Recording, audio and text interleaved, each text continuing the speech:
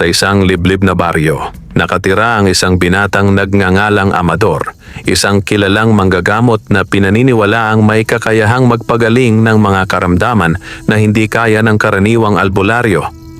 Bata pa lamang siya nang lumitaw ang kanyang kakayahan, mula sa mga simpleng sugat hanggang sa mga sakit na dala ng masamang elemento. Ang kanyang mga kamay ay tila pinanday ng liwanag, at ang kanyang panalangin ay may kapangyarihang umaabot sa mga kaluluwa ng nilalang. Ngunit isang gabing madilim, habang nag-iisa siyang nagdarasal sa ilalim ng isang malaking puno ng balete, may dumating na kakaibang simoy ng hangin. Ang paligid ay bumigat, ang mga kuliglig ay tumahimik, at tila may mga matang nakamasid mula sa dilim. Isang babae, nakasuot ng kumikislap na kasuotan na tila hinabi mula sa hamog at liwanag ng buwan, ang nagpakita sa kanya. "Amador!" Bulong ng tinig na hindi makamundo, malamig ngunit may halong pighati. Hindi agad nakaimik ang binata. Naramdaman niyang hindi tao ang kaharap. Nang luminaw ang paligid, doon niya nakita ang kagandahan ng babae. Maladiwata, ang balat ay kumikislap at ang mga mata ay parang lagusan ng kalangitan. Siya ang reyna ng mga engkanto, isang nilalang na bihirang makita ng mortal. "Reyna!" Mahina niyang tugon na halos ikapigil ng kanyang hininga. "Ano po ang dahilan ng inyong pagdating?" Ang reyna ay lumapit, bahagyang nanginginig. Tila may malalim na sakit na bumabalot sa kanyang katawan. Ang kanyang mga kamay ay puno ng mga itim na marka na gumagapang paitaas, at ang bawat galaw ay nagdudulot ng matinding kirot. "Ako'y may karamdaman na hindi magamot ng alinmang manggagamot sa aming kaharian." Wika niya, ang boses ay may halong pagsusumamo. Ito'y dulot ng isang makapangyarihang albularyo na may kakayahang mambarang. Ginamit niya ang kanyang lakas upang sumpain ako, at ngayon ay unti-unti akong nilalamon ng kanyang itim na mahika. Napalunok si Amador. Alam niya ang hirap ng paglaban sa barang, lalo na kung ito'y mula sa isang albularyong bihasa at makapangyarihan. Hindi sapat ang simpleng dasal o halamang gamot. Kinakailangan ng puso, tapang at higit sa lahat, isang pakikipaglaban sa mismong pinagmulan ng kasamaan. "Bakit ako, mahal na reyna?" tanong ni Amador. "Bakit ako ang inyong napili?" Ngumiti ang reyna sa kabila ng sakit. "Sapagkat ikaw lamang ang mortal na pinagkalooban ng kakayahang makatawid sa pagitan ng aming daigdig at ng inyo. Ang iyong dugo ay may lihim na kapangyarihang nagmula sa isang angkan ng mga sinaunang manggagamot. Ikaw lamang ang maaaring bumunot ng lason ng barang na ito." Natahimik si Amador. Sa kanyang dibdib ay humalo ang takot at pananabik. Hindi niya alam kung sapat ang kanyang lakas, ngunit naramdaman niya ang bigat ng kapalaran na inilapag sa kanyang mga balikat. Ang hangin ay muling umihip, at kasabay nito ay naramdaman ni Amador ang pagyanig ng lupa. Mula sa dilim, isang malakas na tinig ang bumungad, puno ng galit at pananakot. Walang sino man ang makapagliligtas sa kanya. Ang sino mang magtatangkang humadlang ay isusumpa rin. Dumagundong ang paligid, at mula sa anino ay sumulpot ang hugis ng isang matandang lalaki. Ang mga mata ay nagliliyab, at ang kanyang kamay ay may hawak na baston na may nakapulupot na ahas. Siya ang albularyong may kapangyarihang mambarang. Nagtagpo ang kanilang mga mata, ang batang manggagamot at ang albularyong mangkukulam. Sa pagitan nila ay nakatayo ang reyna ng mga engkanto, unti-unting nalulugmok sa kanyang sakit. Sa gabing iyon, nagsimula ang isang laban hindi lamang ng lakas, kundi pati na pananampalataya.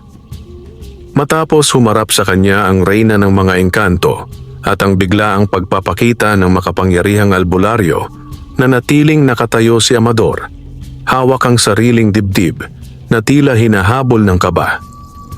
Ang malamig na hangin ay tila ba kumukulong apoy sa kanyang balat, at bawat tibok ng puso niya ay pumapalo ng malakas sa katahimikan ng gabi. Ang albularyo ay tumawa.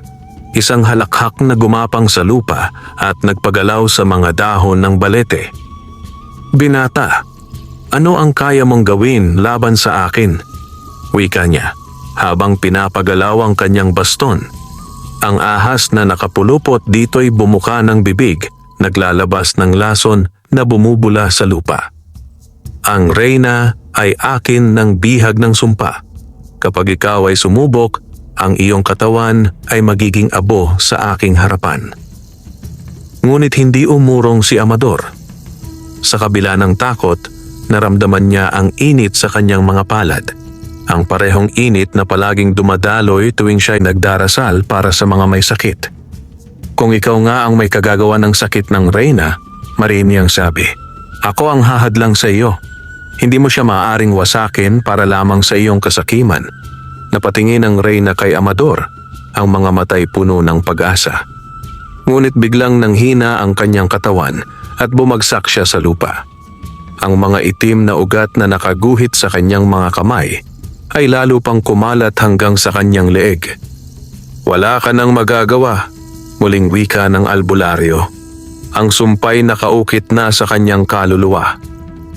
Ngunit bago tuluyang naglaho sa dilim ang matanda, iniwan niya ang mga salitang nagbabanta. "Kung nais mong iligtas ang iyong reyna, sundan mo ako sa aking pugad sa bundok ng Dimalangaw.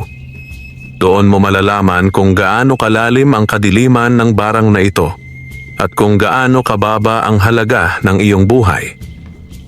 Muling bumalik ang katahimikan at ang reyna ay halos mawalan ng malay sa kanyang harapan. Lumuhod si Amador, itinapat ang dalawang palad sa dibdib ng reyna at nagsimulang bigkasin ang mga panalangin na itinuro sa kanya ng kanyang yumaong lola. Isang matandang albularyang nagaruga sa kanya mula pagkabata. Lumabas ang malamlam na liwanag mula sa kanyang mga kamay at bahagyang bumagal ang paggapang ng mga itim na ugat sa katawan ng reyna. Ngunit alam niya, pansamantala lamang iyon. "Hindi ko kayang pagalingin ka rito," bulong ni Amador. "Kailangan kong tuklasin ang pinagmulan ng barang." Dahan-dahan namang iminulat ng reyna ang kanyang mga mata. "Amador," mahina niyang wika, "ang sumpa ay hindi lamang inilagay sa aking katawan, kundi sa mismong puso ng aming kaharian. Kapag ako'y tuluyang bumagsak, ang lahat ng engkanto sa aking nasasakupan ay mawawala rin." Nabigla si Amador. Hindi lang pala ang buhay ng reyna ang nakataya, kundi ang buong daigdig ng mga engkanto. Kung gayon, ang laban na ito ay higit pa sa personal na tungkulin. Ito'y pakikipagsapalaran para sa balanse ng dalawang mundo. Itinayo niya ang reyna at inalalayan. "Iingatan kita, reyna.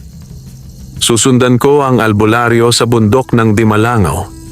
Ngunit bago iyon, kailangan kong maghanda." At sa kanyang isipan, sumagi ang imahe ng baul ng kanyang lola. Doon nakatago ang mga lumang agimat, mga orasyon at mga kasulatan na matagal nang ipinagbilin sa kanya. Sa gabing iyon, ipinangako ni Amador sa kanyang sarili na hindi siya uurong. Ang kanyang mga kamay ay hindi lamang para sa paggaling, kundi para rin sa pakikipaglaban. At sa dilim ng gubat, may mga matang nakamasid, mga nilalang na hindi tao, hindi rin hayop. Sila'y mga bantay ng reyna at ngayon ang kanilang tadhana ay nakatali na sa batang manggagamot. Kinabukasan, habang ang liwanag ng araw ay dahan-dahang sumisilip sa mga bundok, bumalik si Amador sa kanilang tahanan, isang lumang kubo na naiwan sa kanya ng kanyang mga magulang. Ang kanyang isip ay puno ng mga tanong. Paano niya haharapin ang makapangyarihang albularyo? Ano ang sikreto ng barang na halos sumira sa reyna ng mga engkanto? Sa gitna ng kanyang kaba, may isang bagay lamang ang malinaw. Kailangan niyang buksan ang baul ng kanyang lola, ang baul na mahigpit na ipinagbilin sa kanya noong nabubuhay pa ito. Sa sulok ng kanyang silid, natatakpan ng puting kumot, Naroon ang antigong baul na yari sa kahoy na nara at may mga ukit ng mga sinaunang simbolo. Dahan-dahang nilapitan ni Amador ang baul. Sa kanyang palad ay ramdam niya ang kakaibang init. Tila ba tinatawag siya nito. Inalala niya ang huling habilin ng kanyang lola. Amador, darating ang panahon na haharap ka sa kadiliman na hindi kayang lunasan ng karaniwang dasal o halamang gamot. Sa panahong iyon, buksan mo ang baul na ito at hanapin ang liwanag na itinagpiko para sa iyo. Huminga siya ng malalim at binuksan ang baul. Pumulantit ang malamlam na liwanag na tila bumati sa kanya. Sa loob nito ay may 3 bagay. Isang lumang orasyon na nakasulat sa balat ng hayop, nakapaloob sa isang botelya ng langis. Isang agimat na krus, yari sa pilak na may nakaukit na dasal laban sa barang at sumpa. Isang lumang aklat na naglalaman ng mga lihim ng sinaunang manggagamot, kabilang ang mga ritual para labanan ng kulam at masamang engkanto. Kinuha ni Amador ang mga ito at sa paghawak niya sa agimat, bigla niyang naramdaman ang pagdaloy ng kakaibang enerhiya sa kanyang mga ugat. Ang kanyang mga kamay ay tila mas tumibay at ang kanyang paningin ay luminaw. Habang inaayos niya ang mga gamit, isang malakas na kalabog ang nagmula sa pintuan. Pagbukas niya, bumungad ang 2 nilalang na hindi niya inasahang makikita. Mga bantay ng engkanto, may anyong parang tao ngunit may mga pakpak na yari sa dahon at hamog. Ang kanilang balat ay malakristal at ang mga mata ay kumikislap ng berde. Amador, wika ng isa, kami ipinadala ng reyna upang bantayan ka. Ngunit higit pa riyan, kami rin ay gagabay sa iyo papunta sa bundok ng Dimalangaw. Nanlaki ang mata ng binata, hindi siya nag-iisa sa laban na ito. Ngunit bago pa siya makapagsalita, isang malamig na hangin ang dumaan at mula sa dilim ng kakahuyan ay narinig nila ang isang nakabibinging sigaw. Isa itong tinig na puno ng puot at tila ba umuugong sa kalangitan. Hindi ka makararating sa bundok, binata. Hindi ka tatanggapin ng mga anino ng Dimalangaw. Kasabay ng tinig na iyon, nagsimula ang paglabas ng mga nilalang mula sa kagubatan. Mga itim na halimaw na nilikha ng barang. Ang kanilang anyo ay pinaghalong aso at paniki, may mahahabang pangil at mga matang nagliliyab ng pula. Humarap si Amador. Hawak ang agimat na krus sa kanyang leeg. Sa kanyang likod, ang mga bantay ng engkanto ay naghanda ng kanilang sibat na yari sa liwanag ng buwan. Alam ni Amador na ito na ang unang pagsubok bago siya makarating sa bundok ng Dimalangaw. Ang laban ay hindi lamang laban ng katawan, kundi laban ng pananampalataya. Sa kanyang isip, muling umalingaw-ngaw ang tinig ng kanyang lola. Ang totoong manggagamot, Amador, ay hindi lamang nag-aalis ng sakit. Siya rin ay nakikipaglaban sa pinagmumulan nito. At sa unang pagkakataon, ramdam niya ang tunay na bigat ng kanyang misyon. Sa harap ng kanyang kubo, nakatayo si Amador habang hawak ang kanyang agimat na krus. Ang liwanag ng araw ay tila biglang naglaho at ang paligid ay napuno ng malamig na hangin. Ang mga nilalang na gawa sa barang ay nagsilabasan mula sa kakahuyan. Mga halimaw na may katawan ng aso, pakpak ng paniki, at mga mata na naglalagablab sa pula. Ang kanilang mga huni ay parang sabayang pag-iyak ng mga batang nawalan ng kaluluwa. Kasama niya ang 2 bantay ng engkanto, parehong may pakpak at sibat na kumikislap sa liwanag ng buwan kahit araw pa. Ang isa'y nagngangalang Lias at ang isa na may sidagan. Ang kanilang anyo'y tila tao, ngunit may mga ugat ng liwanag na kumikilos sa kanilang balat. Amador, wika ni Lias. Ang mga halimaw na ito'y hindi karaniwang hayop. Sila'y mga alagad ng barang, pinanganak mula sa sumpa at dugo. Hindi sila basta-basta mapapatay ng sibat o tabak. Ngunit kaya silang labanan ng liwanag. Dagdag naman ni Dagan, sabay tutok ng kanyang sibat. Ikaw, binata, Ipakita mo ang lakas ng iyong dugo. Nagsimulang gumalaw ang mga halimaw. Ang ilan ay gumapang sa lupa na parang anino. Ang ilan ay lumipad sa ere na parang mga dambuhalang paniki. Mabilis silang sumugod kay Amador. Itinaas niya ang kanyang agimat na krus at biglang bumuga ng liwanag mula rito. Ang unang halimaw na lumapit ay tila natupok. Ang katawan nito ay nagliyab at natunaw sa hangin. Ngunit hindi pa man siya nakakahinga, 3 pang halimaw ang sumugod mula sa kanan.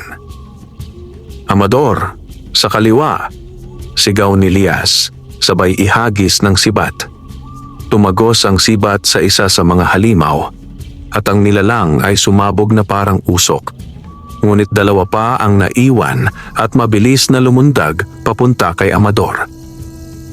Nagdasal ang binata, bigkas ang orasyong natutunan mula sa lumang aklat sa baul. Sa ngalan ng liwanag at dugo ng mga nauna, pawiin ang dilim na dala ng kasamaan. Ang kanyang mga palad ay nagliyab ng bughaw na liwanag. Itinaas niya ang kanyang kamay at mula roon ay bumulusok ang enerhiya na sumalubong sa 2 halimaw. Sa isang iglap, sila'y nagliyab at naglaho. Ngunit dumating ang higit na mas malaking halimaw. Isang dambuhalang nilalang na may katawan ng kalabaw, ngunit ang ulo'y parang tao na balot ng maskarang kahoy. Ang mga mata nito'y may apoy at ang katawan ay balot ng mga uod na gumagapang. Aswang ng barang, bulong ni Dagan, halos nanginginig ang tinig. Isa ito sa pinakamalakas na nilalang ng mangkukulam. Mabigat ang paghinga ni Amador habang hinaharap ang dambuhala. Bawat hakbang nito ay nagdudulot ng pagyanig sa lupa at ang mga uod sa kanyang katawan ay naglalagas at nagiging maliliit na halimaw na gumagapang papalapit. Isang mabilis na sigaw ang kumawala sa bibig ni Amador. Liwanag ng kaluluwa, maging tabak ko. Mula sa kanyang kamay ay nabuo ang isang mahabang liwanag. Tila tabak na yari sa bughaw at puti. Tumindig ang kanyang tapang at sumugod siya. Ang unang hampas ay tumama sa balikat ng nilalang. Nagdulot ng malalim na sugat na nagbuga ng maitim na usok. Ngunit mabilis itong gumanti at hinampas siya ng malaking kamay. Napalipad si Amador at bumagsak sa lupa. Nanginginig ang katawan. "Amador!" Sigaw ni Lias habang sinubukang lumapit. Ngunit pinigilan siya ni Dagan. Hindi. Siya lamang ang makakatapos sa halimaw na ito. Ang kanyang dugo ang susi. Muling tumindig si Amador. Hawak ang kanyang dibdib. Sa kanyang alaala ay bumalik ang tinig ng kanyang lola. Ang iyong dugo, Amador, ay hindi lamang sa iyo. Ito'y dugo ng mga sinaunang manggagamot. Kapag dumating ang oras ng panganib, gamitin mo ito. Kinagat ni Amador ang kanyang hintuturo at pinahid ang dugo sa kanyang agimat na krus. Agad itong nagliyab ng mas maliwanag pa sa araw. Sa ngalan ng aking mga ninuno, sa ngalan ng liwanag, pawiin ang sumpa. Mabilis siyang sumugod at itinarak ang krus sa dibdib ng halimaw. Ang nilalang ay umatungal at mula sa sugat ay lumabas ang napakaraming anino na unti-unting nasusunog. Sa huli, sumabog ito at naglaho, iniwan ang abo na dinadala ng hangin. Huminga ng malalim si Amador, nanginginig at pawis na pawis. Nilapitan siya ni Lias at Dagan at sabay yuko bilang paggalang. "Binata, hindi ka nakaraniwang manggagamot," sabi ni Dagan. "Ikaw ay tagapagligtas na ipinagkaloob ng liwanag." Ngunit bago pa sila makapagpahinga, muling narinig nila ang tinig ng albularyo, umuugong sa kalangitan. "Magaling, binata, ngunit iyon ay simula pa lamang. Sa bundok ng Dimalangaw, tunay mong makikilala ang takot." Sa gabing iyon, nagsimula ang paglalakbay ni Amador patungo sa pinakamalaking pagsubok ng kanyang buhay. Matapos ang nakakapagod na laban sa mga halimaw ng barang, nagpasya si Amador, kasama sina Lias at Dagan, na agad na simulan ang kanilang paglalakbay. Alam nilang hindi sila maaaring mag-aksaya ng oras sapagkat ang sumpa na bumabalot sa reyna ng mga engkanto ay lumalakas bawat araw na lumilipas. Sa loob ng kanyang kubo, inayos ni Amador ang mga bagay na nakuha niya mula sa baol ng kanyang lola. Isinuot niya ang agimat na krus sa kanyang leeg, mahigpit na nakasabit sa kanyang dibdib. Inilagay niya sa maliit na supot ang orasyong nakabalot sa balat ng hayop at ang botelya ng langis. Ang lumang aklat naman ay dinala niyang parang sandata dahil naniniwala siyang naroon ang mga sagot sa kanyang pakikibaka. "Handa na ba kayo?" tanong ni Amador kina Lias at Dagan. Tumango si Lias sabay bukas ng kanyang pakpak. "Handa na. Ngunit mag-ingat ka, Amador. Ang bundok ng Dimalangaw ay hindi basta-basta nilalapitan ng kahit sinong nilalang. Sinasabing iyon ang lugar kung saan naglalagi ang mga nilikhang isinumpa, mga halimaw na hindi tinatablan ng karaniwang panalangin. Kung ganoon," tugon ni Amador, "mas lalo nating kailangang magmadali." Habang tinatahak nila ang makitid na daan papalabas ng baryo, napansin agad ni Amador ang kakaibang katahimikan ng paligid. Ang mga ibon na karaniwang kumakanta tuwing umaga ay wala. Ang mga punong kahoy ay tila nakatungo. Ang kanilang mga dahon ay tuyo at madilaw, at ang hangin ay may daladalang amoy ng bulok na laman. Dito nagsimula ang impluensya ng barang, paliwanag ni Dagan. Bawat hakbang natin ay papalapit sa kanyang kapangyarihan. Biglang umalon ang lupa sa kanilang harapan at mula rito'y lumitaw ang tatlong nilalang na tila mga aninong naglalakad. Wala silang muka, tanging mga mata lamang na nagliliwanag ng pula. Mga bantay na nilalang, bulong ni Lias. Mga kaluluwang isinakripisyo ng albularyo. Itinaas ni Amador ang kanyang krus. Sa bawat dasal na binibigkas niya, ang liwanag mula rito ay nagiging parang apoy na lumalamon sa dilim. Unti-unting umurong ang mga nilalang hanggang sa sila'y tuluyang naglaho na parang usok. Ngunit kasabay nito, isang mabigat na tinig ang muling umalingaw-ngaw. "Binata, bawat hakbang ay kapalit ng dugo. Hindi ka makakarating sa aking pugad ng buo." Habang tumatagal ang kanilang paglalakbay, dumidilim ang paligid kahit tanghali pa. Ang bundok ng Dimalangaw ay tila ba nagtatakip ng sarili nitong langit. Ang kanilang mga anino ay tila may sariling galaw, gumagapang at sumusubok silang lamunin. Sa isang sandali, naramdaman ni Amador ang malamig na kamay na humawak sa kanyang balikat. Napalingon siya, ngunit wala roon si Lias o si Dagan. Sa halip, isang anyo ng kanyang yumaong lola ang nakatayo sa kanyang likuran. "Amador," wika ng imahe, "umuwi ka na, anak. Hindi mo kayang labanan ang sumpa. Iwan mo na ang reyna, hayaan mong siya'y mapahamak. Hindi mo siya dapat isakripisyo ang iyong buhay para sa kanya." Nanginginig si Amador. Tila totoo ang tinig, ang muka at ang haplos ng kamay. Ngunit sa kanyang puso, alam niyang hindi ito ang kanyang lola. "Hindi ka siya," mariin niyang sigaw. "Ikaw ay ilusyon lamang." Hinawakan niya ang agimat sa kanyang dibdib at agad na nagliyab ng liwanag.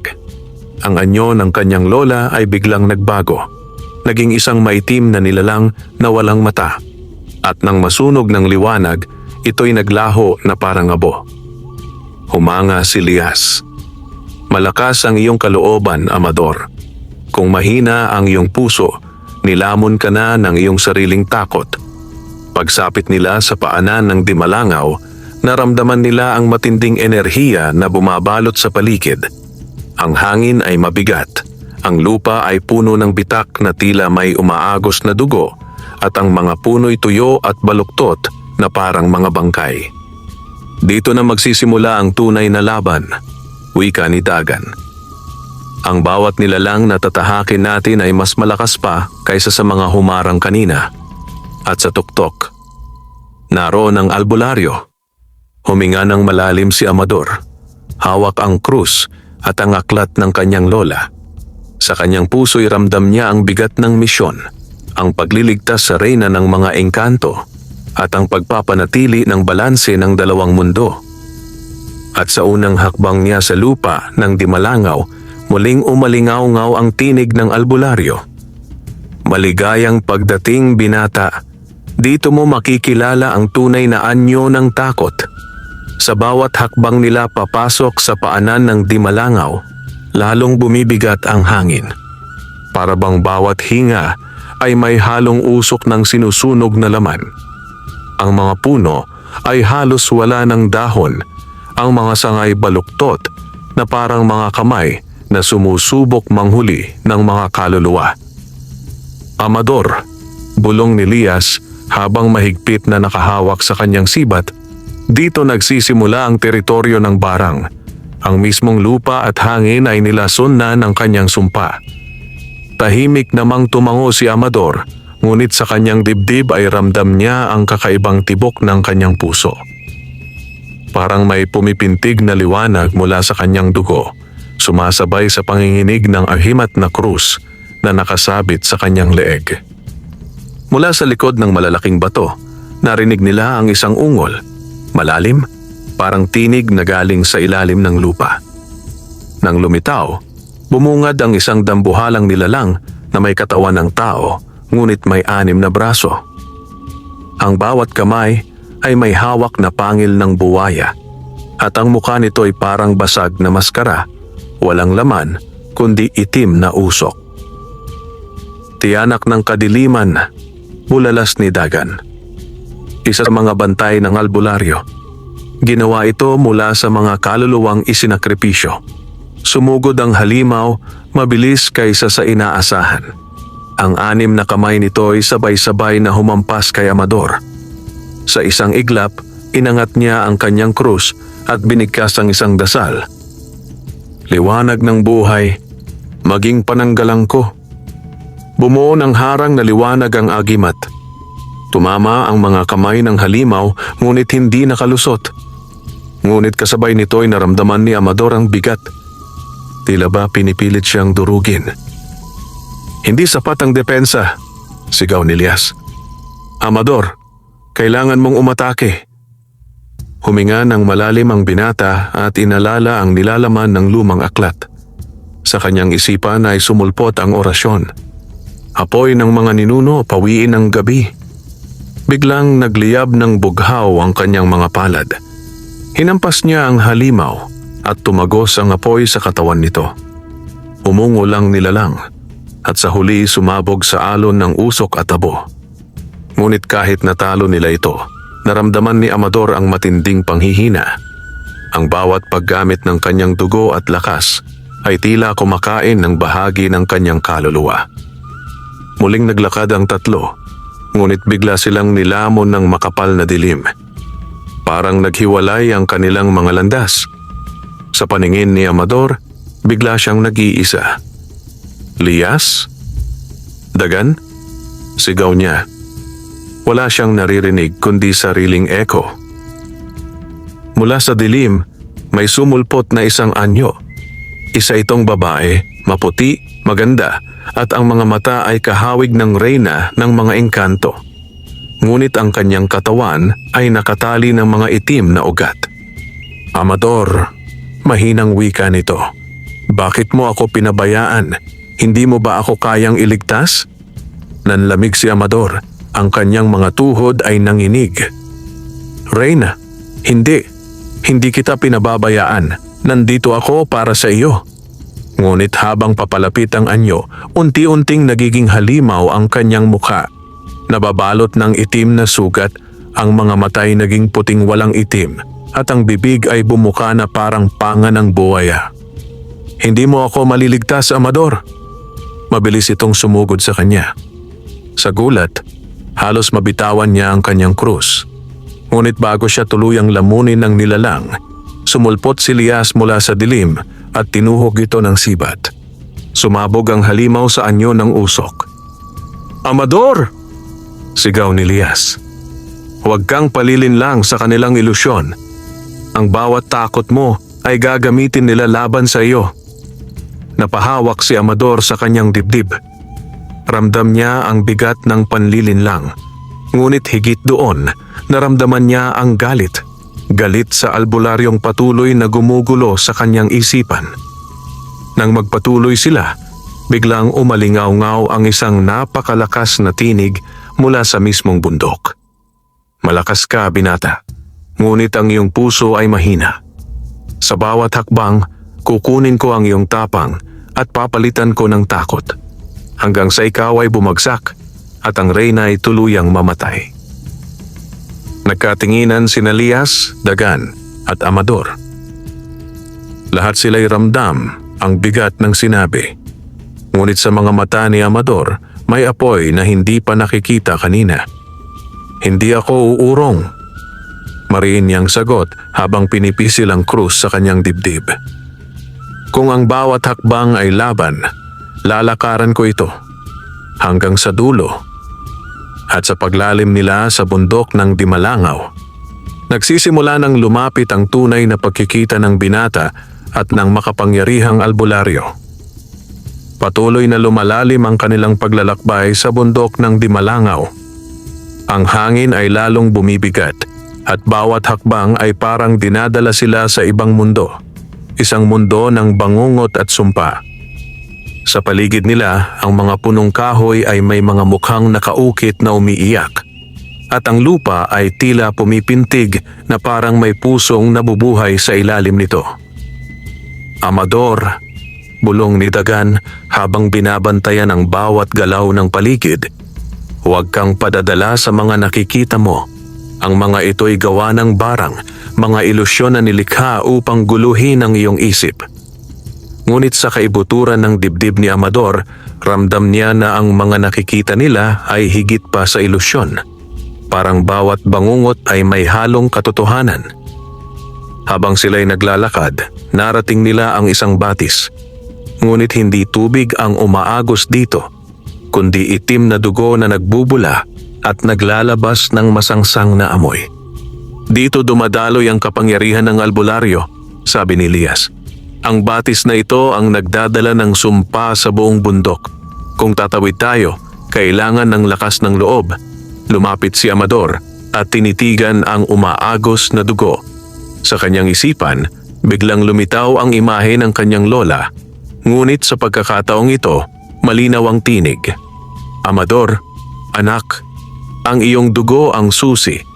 Ang dugong dumadaloy sa iyo ay hindi karaniwang dugo. Ikaw ay anak ng dalawang angkan, manggagamot at engkanto. Nabigla siya. Engkanto? Ngumiti ang imahe ng kanyang lola. Ang iyong ina. Siya'y hindi ganap na tao, kaya't ikaw lamang ang may kakayahang tawirin ang batis na ito at labanan ang sumpa ng barang. Nanginginig si Amador sa narinig. Kaya pala mula pagkabata, kakaiba ang kanyang pakiramdam. Mas mabilis siyang gumaling. Mas malinaw ang kanyang paningin sa mga nilalang na hindi nakikita ng iba. Kung ganoon, wika niya, ang kalahati ng aking dugo ay tao at ang kalahati engkanto. Tumango ang imahe bago ito naglaho. Humarap si Amador sa kanyang mga kasama. Kailangan kong gamitin ang aking dugo. Kinuha niya ang kanyang agimat at kinagat ang kanyang daliri. Sa pagtulo ng kanyang dugo sa ibabaw ng agimat, ito'y nagliwanag ng bughaw at berde. Parang pinaghalong enerhiya ng tao at engkanto. Itinaas niya ang agimat at dahan-dahang naglakad sa ibabaw ng itim na batis. Sa halip na siya'y lamunin, ang dugo ay biglang umurong, nagbigay daan na para bang kinikilala siya bilang may kapangyarihan. Amador, bulong ni Lias, halos hindi makapaniwala. Tunay nga, ikaw ay anak ng dalawang daigdig. Nakasunod sina Lias at Dagan, na ngayon ay natutulungan ng liwanag mula sa agimat. Sa kanilang pagtawid, biglang umalingaw-ngaw muli ang tinig ng albularyo. Ngayon ko alam kung bakit ikaw ay pinili, binata. Ngunit tandaan mo, ang dugo na nagbibigay sa iyo ng lakas, siya ring magiging dahilan ng iyong pagbagsak. Hindi ka lubos na tao at hindi ka lubos na engkanto. Isa kang halimaw na hindi nababagay sa alinman sa mga mundo. Nagangit-ngit si Amador at sumigaw. Mas mabuti nang maging halimaw na lumalaban para sa kabutihan kaysa maging tao na gumigiba ng lahat. Sa pagtawid nila sa kabilang pampang, biglang lumitaw ang isang dambuhalang nilalang mula sa anino ng mga puno. Ito ay halimaw na alipin ng barang. May katawan ng tigre, pakpak ng paniki, at buntot na parang sibat. Ang mga mata nito'y nag-aapoy at ang bawat galaw ay nagpapayanig sa lupa. Siya ang unang tunay na bantay ng albularyo, sabi ni Dagan.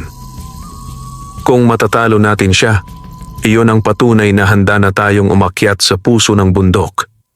Humarap si Amador, hawak ang kanyang krus na nagliliwanag. Sa kanyang isipan ay muling bumalik ang mga salita ng kanyang lola.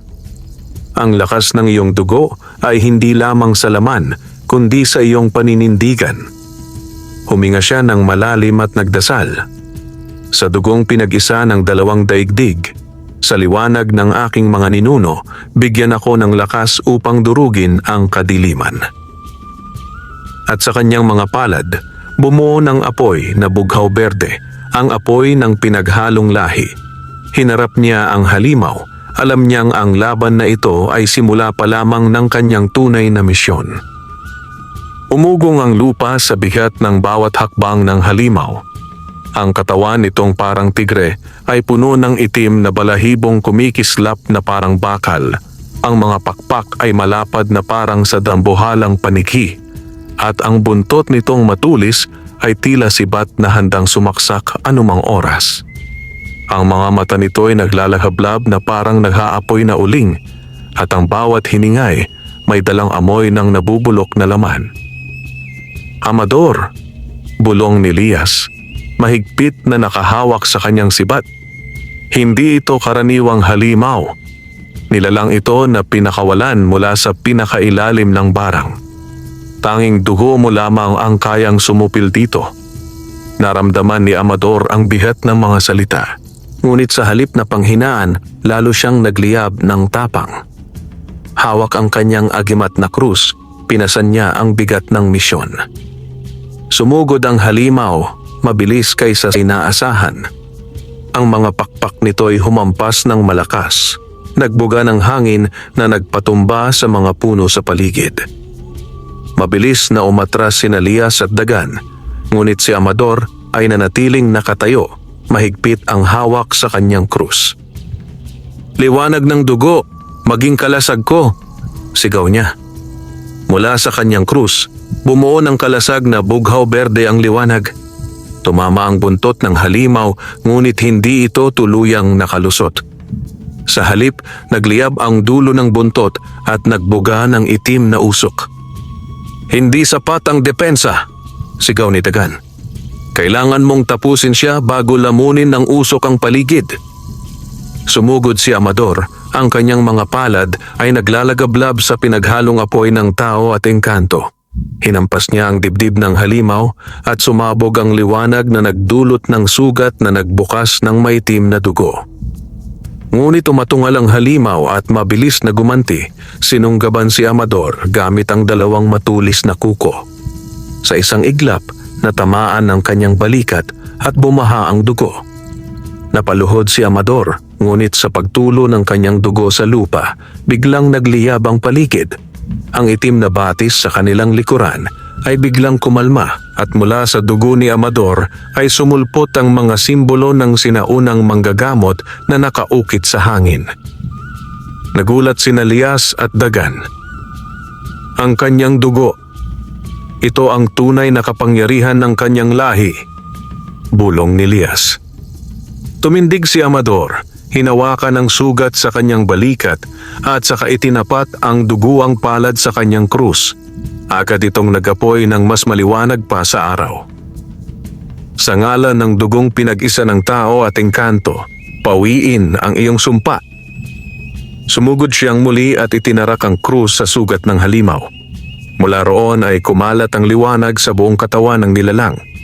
Ang mga pakpak nito'y isa-isang natupok, ang mga matay nawala ang apoy, at ang katawan nito'y unti-unting natunaw hanggang sa maging abo na lamang na dinadala ng hangin. Pagkatapos ng labanan, tumigil ang paligid. Ngunit agad na nagiba ang hangin at mula sa kalangitan ay umalingaw-ngaw ang tinig ng albularyo, mas malakas at mas malupit kaysa dati. Magaling binata, napatunayan mong may lakas kang ngang humarap sa aking mga nilalang. Ngunit tandaan mo, ang bawat paggamit mo ng iyong dugo ay nagdadala sa iyo ng mas malapit sa kamatayan. Ang iyong kalahating pagkatao ay hindi makakayanan ang bigat ng iyong kapangyarihan. Naggit-ngit si Amador at sumigaw. Huwag mo akong takutin. Hindi ako titigil hanggat hindi ko naililigtas ang reyna ng mga engkanto. Tumawa ang tinig, isang halakhak na nagpatindig ng balahibo ng lahat. Kung ganoon, umakyat ka pa. Sa tuktok ng Dimalangaw, naghihintay ako. At doon, makikita mo ang tunay na dahilan kung bakit ko isinumpa ang inyong reyna. Tahimik na naglakad si Amador. Hawak ang kanyang sugatang balikat. Lumapit sina Lias at Dagan, sabay yuko bilang tanda ng paggalang. Amador, wika ni Dagan, hindi ka na lamang manggagamot. Ikaw ay mandirigma ng dalawang daigdig. Ngunit sa puso ni Amador, alam niyang higit pa roon ang kanyang misyon. Hindi lang pagliligtas sa reyna, kundi pagtuklas ng katotohanan kung sino nga ba siya at kung bakit siya ang pinili ng kapalaran. At sa bawat hakbang nila paakyat sa bundok ng Dimalangaw, lalong lumalapit ang oras ng pagkikita ng binata at ng albularyong makapangyarihan. Ang hangin sa bundok ng Dimalangaw ay lalong bumigat habang umaakyat sina Amador, Lias at Dagan. Ang paligid ay parang gumuho sa kanilang bawat hakbang. Mga bato na nagiging abo, mga punong nagiging anino, at mga bulong na tila galing sa libu-libong kaluluwang nananaghoy. Hindi na ito basta ilusyon. Bulong ni Lias habang nakatingin sa paligid. Ito'y mismong puso ng barang. Ang lugar na ito ay ginawa upang lamunin ang tapang ng mga papasok. Ngunit hindi natinag si Amador. Ang sugat sa kanyang balikat ay patuloy na dumudugo. Subalit, ang agimat sa kanyang dibdib ay kumikislap para bang sinasalo ang kanyang sakit upang gawing lakas. Sa wakas, narating nila ang isang malapad na batong tila altar. Doon, unti-unting nabuo ang anyo ng albularyo. Ang kanyang anyo ay mas nakakatakot kaysa dati. Ang katawan ay balot ng mga itim na simbolo. Ang mga matay naglalagablab at ang baston niyang may pulupot na ahas ay naglalabas ng lason na tumutulo sa lupa. Maligayang pagdating, Amador, wika niya, puno ng pang-uuyam. Nakayanan mong lampasan ang aking mga bantay. Ngunit bago tayo magharap, may karapatan kang malaman kung bakit ko isinumpa ang inyong reyna. Itinaas ng albularyo ang kanyang baston at sa paligid nila'y biglang nabuo ang mga imahe mula sa nakaraan. Sa mga imahe, nakita ni Amador ang reyna ng mga engkanto. Bata pa, maganda at nakaupo sa trono ng liwanag. Ngunit sa harapan niya'y nakaluhod ang isang tao. Isang albularyo na kabataan ng matandang kaharap nila ngayon. Reyna, wika ng albularyo sa alaala. Ako'y humihingi ng iyong basbas. Payagan mong maging tagapangalaga ako ng iyong kaharian upang sa tulong ng aking kaalaman ay mapalakas ang iyong nasasakupan. Ngunit nakita nilang tumanggi ang reyna. Hindi kita maaaring tanggapin sapagkat ang iyong puso'y puno ng kasakiman. Ang iyong mahika ay hindi para sa kabutihan, kundi para sa sarili mong kapangyarihan. At sa pagtanggi ng reyna, nakita ni Amador ang pagputok ng galit sa mata ng albularyo. Kung hindi mo ako tatanggapin, sisirain kita. Sisirain ko ang iyong kaharian at lahat ng iyong nilalang ay magiging alipin ng aking barang. Muling nagbalik sa kasalukuyan ang imahe. Ngayon alam mo na, binata, wika ng albularyo. Ang sumpa na bumabalot sa reyna ay parusa sa kanyang pagtanggi. At ikaw, tumuro siya kay Amador. Ikaw ang sagabal na kailangang mawala. Ngunit bago pa makapagsalita si Amador, muling nagsalita ang albularyo, mas matalim ang kanyang tinig. Ngunit may isa ka pang hindi alam, binata. Ang dugo sa iyong ugat ay hindi lamang pinaghalo ng tao at engkanto. Ang iyong ina, siya ang kapatid ng reyna. Nabigla si Amador. Ang kanyang dibdib ay biglang bumigat. Ibig mong sabihin, ako'y pamangkin ng reyna? Ngumiti ang albularyo, isang ngiti ng panlilinlang. Tama. Kaya't ang sumpa na ibinigay ko sa kanya ay unti-unting lumilipat din sa iyo. Sa bawat paggamit mo ng iyong dugo, unti-unti mong binubuksan ang pinto ng iyong sariling pagkawasak. Napayuko si Amador, nanginginig ang mga kamay. Lahat ng kanyang pinaniniwalaan ay biglang nagbago. Ngunit sa kanyang isip, naroon ang imahe ng reyna, nanghihina at nakikiusap ng tulong. Kung totoo man ang sinasabi mo, mariin na wika ni Amador, hindi iyon mahalaga. Ang mahalaga, ako ang pinili ng kapalaran upang iligtas ang reyna. Kung siya'y aking dugo, mas lalo kong ipaglalaban ang kanyang buhay. Nagliyab ang kanyang agimat sa dibdib, mas maliwanag kaysa dati. Ang bughaw at berdeng liwanag ay umikot sa kanyang katawan at ang kanyang mga palad ay nag-apoy ng mas malakas. Tumawa ang albularyo. Kung ganoon, ipakita mo ang lakas ng iyong lahi. Sa huling laban, alin sa atin ang mananaig? Ang liwanag ng dalawang daigdig o ang kadiliman ng walang hanggang barang? At sa pagitan ng binata at ng albularyo, nagsimula ang hudyat ng pinakahuling labanan. Sa gitna ng altar sa tuktok ng Dimalangaw, nagtagpo ang liwanag at dilim. Nakatayo si Amador, hawak ang kanyang agimat na krus na naglalagablab sa bughaw berdeng liwanag. Sa kanyang harapan, ang albularyo ay nag-uumapaw sa kapangyarihan ng barang. Ang kanyang katawan ay nagbago. Ang balat ay tila batong itim na may kumikislap na pulang ugat. At ang ahas sa kanyang baston ay naging buhay na halimaw na handang lumapa. Amador, sigaw ng albularyo. Ngayon mo makikita ang katapusan ng iyong angkan. Sa oras na ito, luluhod ka sa akin, at ang dugo mo'y magiging alay sa aking walang hanggang lakas. Ngunit hindi natinag ang binata. Sa halip, tumindig siya ng mas matatag, kahit sugatan at pagod. Hindi ako urong. Ang dugo ko'y hindi magiging sa iyo. Ito'y para sa liwanag, para sa reyna, at para sa dalawang mundong dapat manatiling magkasama. Umungol ang albularyo at iwinasiwas ang kanyang baston. Mula rito ay sumulpot ang libo-libong anino, parang hukbo ng mga bangkay na muling nabuhay.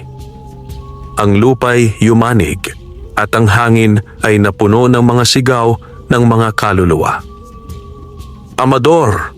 Sigaw ni Lias habang inilalaban ang kanyang sibat sa mga anino. Tapusin mo na siya, kami na ang bahala sa mga alagad. Tumalon si Dagan at sumugod din. Hinaharang ang mga aninong sumusubok lumapit kay Amador. Ngunit sa puso ng binata, alam niyang ang laban ay sa pagitan nila lamang ng albularyo. Sumugod si Amador at mula sa kanyang mga palad ay bumulusok ang liwanag na tila kidlat. Tumama ito sa albularyo, ngunit agad lamang sumalubong ang itim na usok na sumalo sa kanyang atake. Hindi mo ako matatalo sa dasal lamang, binata, sigaw ng albularyo. Ang sumpa ay nakatanim mismo sa dugo ng iyong reyna. Ngunit habang nagsasalita ang albularyo, biglang may dumating na malamlam na liwanag. Mula sa ulap ay lumitaw ang imahe ng reyna ng mga engkanto. Nakagapos pa rin ng mga itim na ugat, ngunit ang kanyang mga mata ay naglalabas ng liwanag na puno ng pag-asa. Amador, mahina niyang wika. Ikaw ang aking dugo. Ikaw ang pamana ng ating angkan. Huwag kang sumuko. Ang iyong lakas ay hindi lamang sa iyong katawan, kundi sa iyong puso. Napaluha si Amador at sa kanyang dibdib ay naramdaman niya ang apoy ng kanyang pinagmulan. Ang bughaw na liwanag ng kanyang dugong tao at ang berdeng liwanag ng kanyang dugong engkanto ay nagsanib.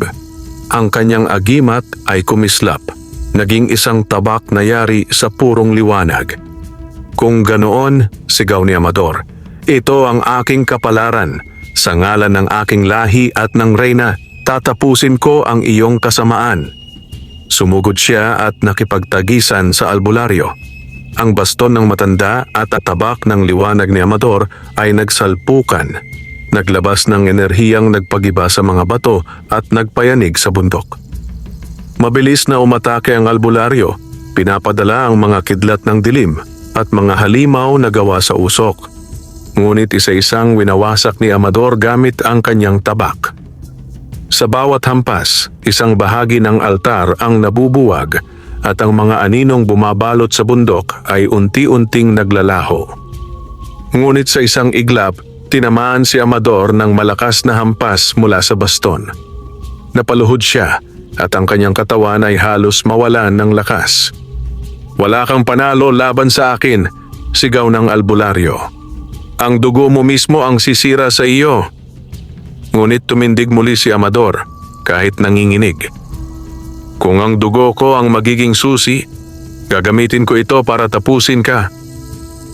Itinarak niya ang kanyang duguang kamay sa kanyang agimat at ang liwanag ay sumabog na parang araw.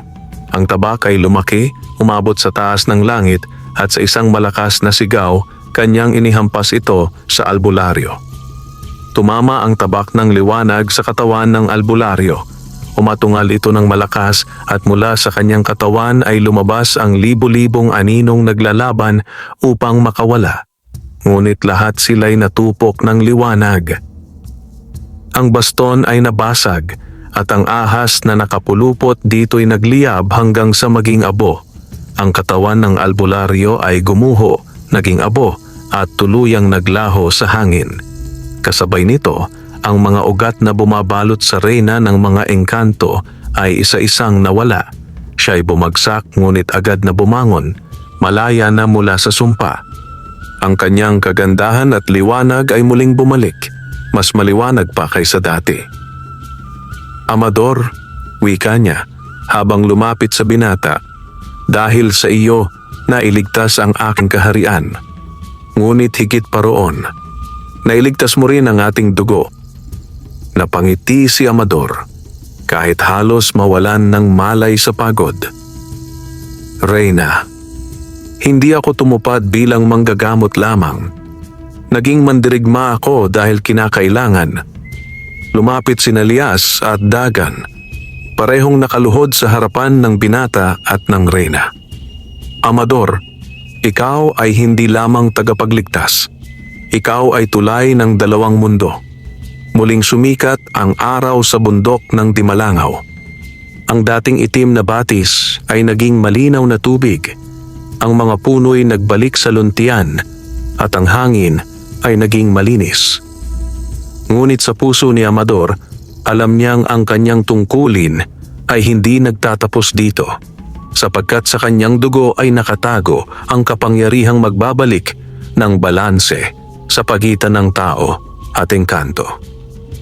At sa kanyang paningin, nakita niya ang reyna na nakangiti, hindi lamang bilang pinuno, kundi bilang kanyang dugo, kanyang pamilya. Amador, wika ng reyna, mula ngayon, ikaw ay kikilalanin bilang tagapangalaga ng dalawang daigdig.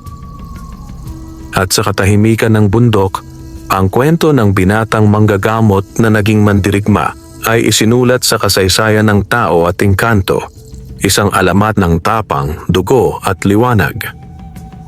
Lumipas ang mga araw matapos ang pagbagsak ng albularyo sa bundok ng Dimalangaw.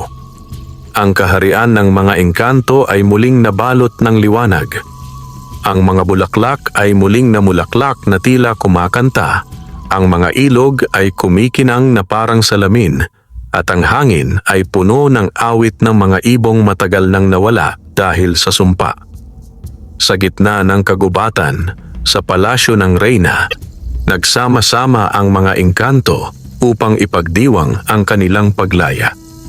Ang Reyna, nakasuot ng gintong kasuotan na tila hinabi mula sa sinag ng araw, ay nakaupo sa kanyang trono at sa kanyang tabi naroon si Amador.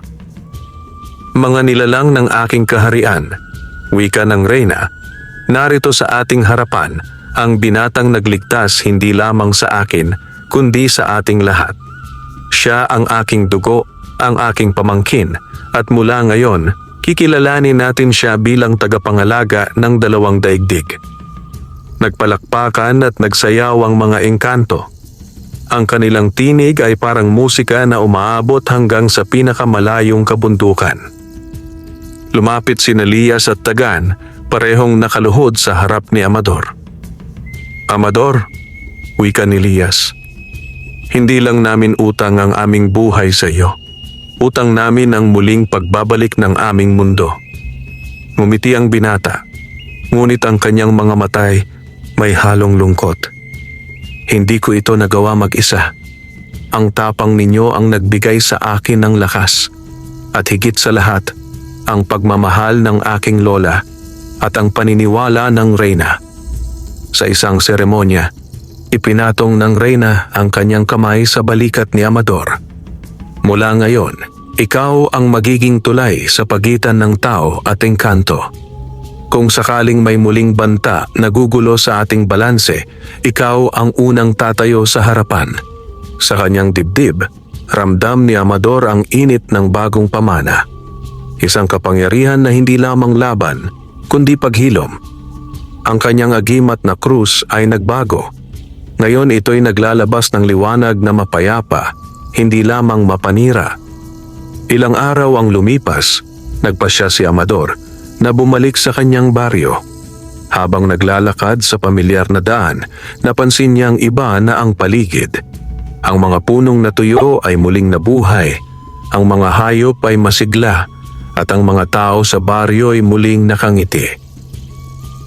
Ngunit sa kanyang dibdib, alam niyang siya'y hindi na lamang isang simpleng manggagamot. Siya ngayon ay bantay, hindi lamang ng kanyang mga kababaryo, kundi ng dalawang mundo. Sa isang gabi, habang nakaupo sa ilalim ng punong balete, naramdaman niya ang presensya ng kanyang lola. Hindi na ito ilusyon, kundi isang payapang kaluluwa na nagbabantay. Amador, wika nito, natupad mo ang iyong kapalaran. Ngunit tandaan, ang tunay na lakas ng isang manggagamot ay hindi sa pakikidigma, kundi sa kakayahang magpagaling, hindi lamang ng katawan, kundi ng puso. Napangiti si Amador at tiningnan ng bituin sa langit. Lola, Reyna, ipapangako ko, gagamitin ko ang aking kapangyarihan hindi lamang upang lumaban, kundi upang magligtas at maghilom. Ito ang aking pamana.